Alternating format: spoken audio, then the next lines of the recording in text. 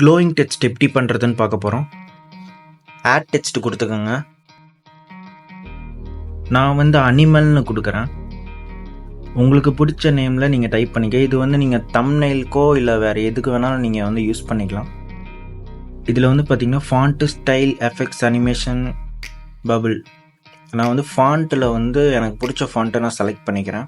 நீங்கள் சூஸ் பண்ணுற ஃபாண்ட்டை பொறுத்து தான் அந்த க்ளோனஸ் இருக்கும்.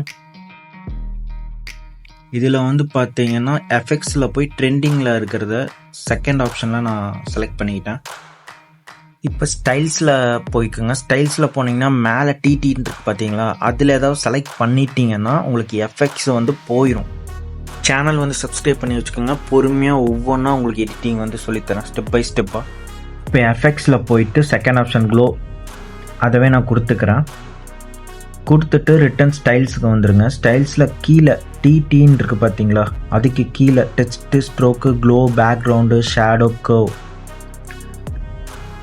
இதில் டெக்ஸ்ட் ஆப்ஷனை செலக்ட் பண்ணிவிட்டு நீங்கள் கலரை சூஸ் பண்ணி பாருங்கள். சைடில் உங்களுக்கு கலர் டிஃப்ரென்ஸ் தெரியும். ஒவ்வொரு கலராக சூஸ் பண்ணி பாருங்கள். க்ளோ செலக்ட் பண்ணிக்கோங்க. க்ளோ செலக்ட் பண்ணதுக்கப்புறம் ஏதாவது கலரை பிக் பண்ணதுக்கப்புறம் இன்டென்சிட்டின்னு இருக்கும் கீழே, அதை அட்ஜஸ்ட் பண்ணி பார்த்தீங்கன்னா க்ளோனஸ் உங்களுக்கு எஃபெக்ட் தெரியும். க்ளோனஸ் கம்மி வைக்கிறதா இல்லை அதிகமாக வைக்கிறதான்னு உங்களுக்கு தெரியும். அது அடுத்து எஃபெக்ட்ஸ்குள்ளே போனீங்கன்னா இந்த மாதிரி மல்டி கலர், எல்லோ, ரெட்டு, இந்த மாதிரி நிறையா கலர் ஆப்ஷன்ஸ் இருக்கும். நான் ரெட்டு சூஸ் பண்ணியிருக்கேன். இப்போ மறுபடியும் ஸ்டைல்ஸ்குள்ளே போனீங்கன்னா க்ளோவில் போய் உங்களுக்கு பிடிச்ச கலரை சூஸ் பண்ணிவிட்டு கீழே ரேஞ்சு, இன்டென்சிட்டின்னு அட்ஜஸ்ட் பண்ணி பாருங்கள். உங்களுக்கு அந்த க்ளோனஸோட ஃபீல் உங்களுக்கு தெரியும். இப்போ க்ரீன் கலர் வச்சு பார்க்கலாம் எப்படி இருக்குன்னு.